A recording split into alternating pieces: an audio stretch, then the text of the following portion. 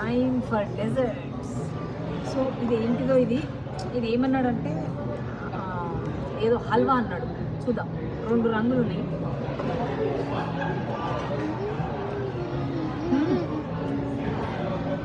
రవ్వతో చేసిండు కానీ అన్ని ఆర్టిఫిషియల్ ఫ్లేవర్స్ టూ స్వీట్. పక్కన పెట్టేస్తాం. ఇది రైస్ పుడ్డింగ్ అంట. రైస్ పుడ్డింగ్ అంటే ఏం లేదు మనం. సోఫార్ బక్లావా అయితే సూపర్. సో ఇప్పుడు రైస్ పుడ్డింగ్ అంటే ఏం లేదు, మనం పరమాన్నం అనుకోవచ్చు.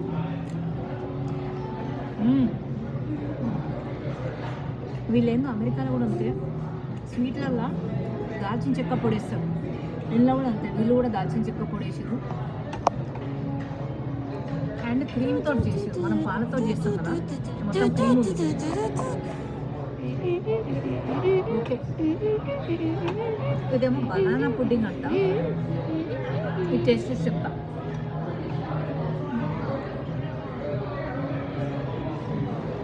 నువ్వు స్టాప్ చేస్తే ఓకే, బనానా పుడ్డింగ్.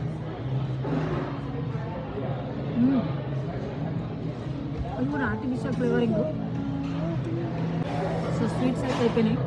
ఫ్రూట్స్ 4 రకాలు ఉన్నాయి. తీసుకొచ్చిన చాలా స్వీట్ ఉన్నాయి, మళ్ళీ తీసుకొచ్చిన. గ్రేప్స్, ఇది కూడా చాలా స్వీట్ ఉంది. క్యాంటలోప్ అంటారు కదా ఇక్కడ, ఇండియాలో ఏమో మస్క్ మెలన్ అంటాం మనం.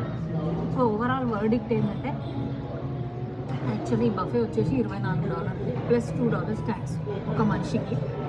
ఓకే, అంటే టోటల్ మన ఐఎన్ఆర్లో చూసుకుంటే ఇవాళ 86.14 ఉంది. ఆ ప్రకారం చూసుకుంటే 2300 ఒక బఫేకి. నాకు ఎందుకో మన ఇండియన్ బఫేనే బెస్ట్ అనిపించింది. నేను ఫస్ట్ టైం వచ్చిన, ప్రాబబ్లీ లాస్ట్ టైం కూడా. ఎందుకంటే సలాడ్లకు ఇంత సలాడ్లు గడ్డికి నాకైతే మన ఇండియన్ బఫేనే బెస్ట్ అనిపించింది. వాళ్ళ ప్రైస్కి, వాళ్ళు పెట్టే ఐటమ్స్కి మన Indian buffet is the best డల్లాస్లో. ఇది ఫస్ట్ టైం వచ్చిన నేను, ప్రాబబ్లీ ఇంకోసారి రాదు. ఇంకో విషయం చెప్పాలి, వీళ్ళ మటన్ కూడా మన ఇండియా మటన్ టేస్ట్ రాదు, డిఫరెంట్గా ఉంటుంది. స్మెల్ వస్తుంది. అది న్యూజిలాండ్ నుంచి తెస్తారో, ఎక్కడి నుంచి తెస్తారో తెలియదు, ఏడ పండిస్తారో తెలియదు అది. కానీ అదే. సో ఓవరాల్గా చూసుకుంటే మన ఫుడ్ బెస్ట్, మన బఫేనే best price, value for money.